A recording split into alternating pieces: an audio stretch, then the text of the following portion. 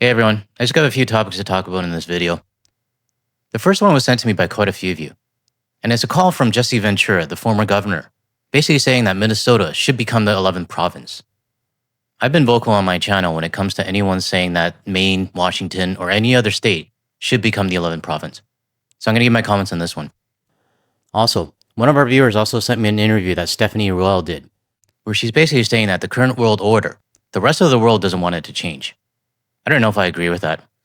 And many Canadians in the comments of this video also don't agree. So I want to talk about this as well. And before I get started, the petition to have our Canadian media reviewed for foreign investors has breached the 15,000 signature mark. I want to thank the community and everybody who signed the petition for taking a stand that we need to have the proper Canadian media that has our interest in it, not foreign investors. Now, I can't take full credit for this. I saw that this was posted on a multiple Canadian subreddits, so the more the merrier, and I'm glad we reached the 15,000 mark. So thank you, everyone. Okay, let's get started on the topic of Minnesota wanting to join Canada.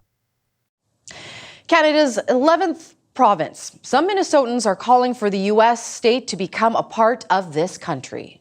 How about since Trump dislikes Minnesota so bad and we're so out of control, let's join Canada.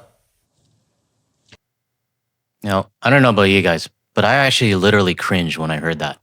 I've been very vocal on my channel saying that I don't want any state to join Canada and I don't want any province to join the states. I like things how they are right now, because making moves like this, you wouldn't just be bringing in the citizens that are against the Orange McNugget. You'd be bringing in the citizens that are for him as well. I'll explain more on this after. Former professional wrestler and Minnesota State Governor Jesse Ventura recently pitched the idea. Some Minnesotans are angry over the deployment of federal immigration agents in the state.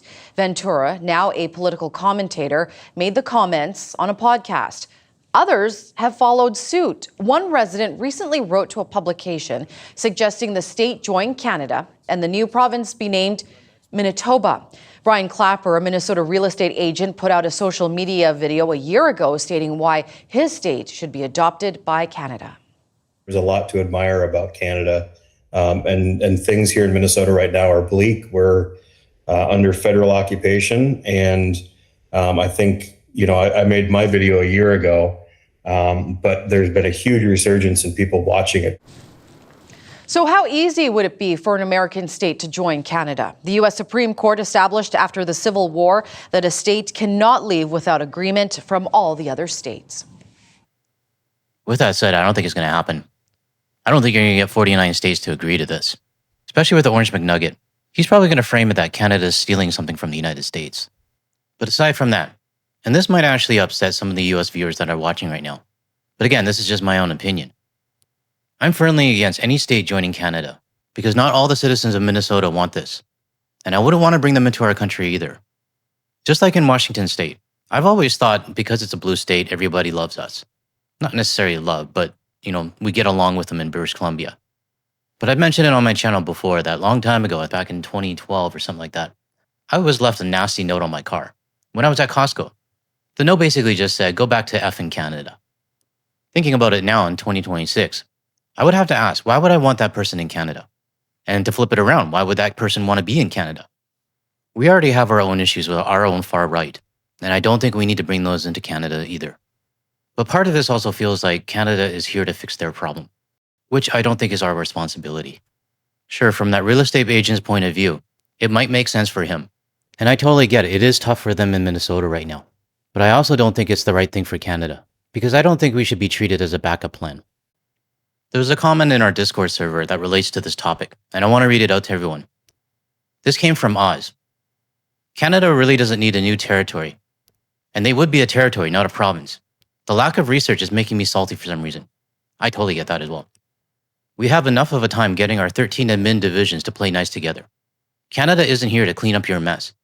If there's a thing you like about Canada, put it into your own state laws. Isn't that the whole point of the state structure of the USA? For the states to retain more sovereignty? All these governors need to wipe the snot off their nose, pull up their boots, and get to work putting laws in place that protect their damn citizens themselves. Shovel ice off your driveway yourself. We've got our own mess we're working on. So you guys now know my opinion on this, and I do want to hear yours. So let me know what you think of this in the comments below.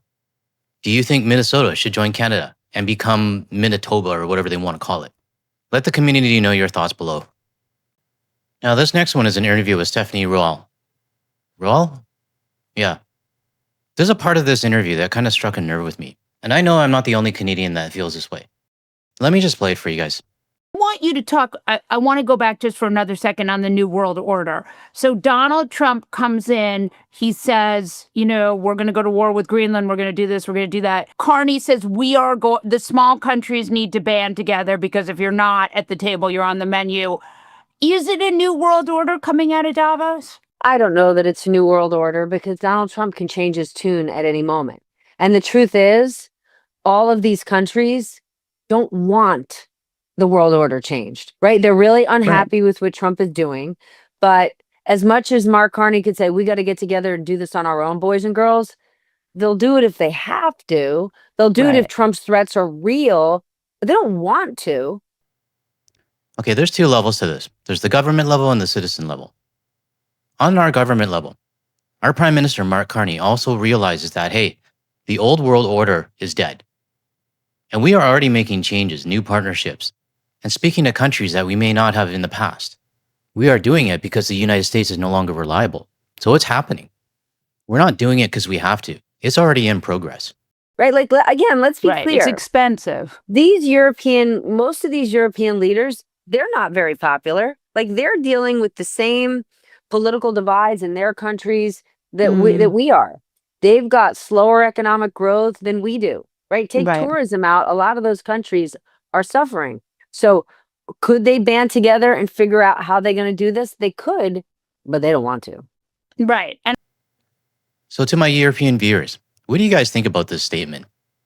Because in my non-expert opinion, it almost sounds like she's saying that the European countries can't survive without the United States, and that Europe doesn't want anything to change.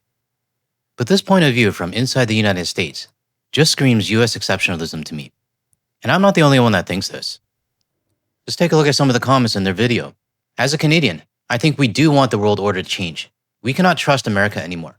And I'm pretty sure a good majority of Canadians watching this agree with it. This next person says, you have it wrong, Stephanie. You're still seeing things through the lens distorted by the American exceptionalism. The old world order is gone and it's not coming back. Nobody trusts the US on anything anymore. And nobody will risk going back to the way things were. You elected Trump twice, and you knew what you were getting because he told you what he was going to do. Even after he's gone, the world has no belief that things would get better, be better. Anyways, you're just as likely to elect someone who is worse than Trump at any time. Last one I'll read out. They don't want it to change? No, you think that because you want us to not want the change. But one of the reasons Mark Carney's speech is making waves is because it's giving us all hope that we can move past this dumpster fire and start actually building towards the ideals that the US seem to have forgotten. Who wants to be stuck negotiating with a demented bully when we could have mutually beneficial dialogue with our peers? I don't know about everyone watching right now, but these comments hit home because it does point out the exceptionalism that is happening. The belief from within the United States that everyone still wants to have things the way they were before, and that the United States is the superpower that they believe they are. Well, I'm sorry, but things are changing. But what I just showed you in the comments is the citizen level. And it's very clear that many Canadians and even international viewers are quickly distancing themselves from the United States. And I do wonder whether Stephanie and people who believe that the United States is still the best country in the world will ever take the time to read the room from outside the United States. Now, before my US viewers dogpile on me on this, I totally get that it's not all US citizens that feel this way.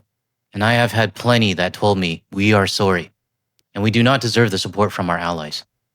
But I showed this interview to make it clear that, hey, while many of you understand, there are still people in key roles and key public figures that are still inadvertently pushing your allies away. So let me know in the comments below what you think of Stephanie's comments. Do you agree with me and the other commenters? Put your thoughts in my comments below. Okay, that's all I got for today's video.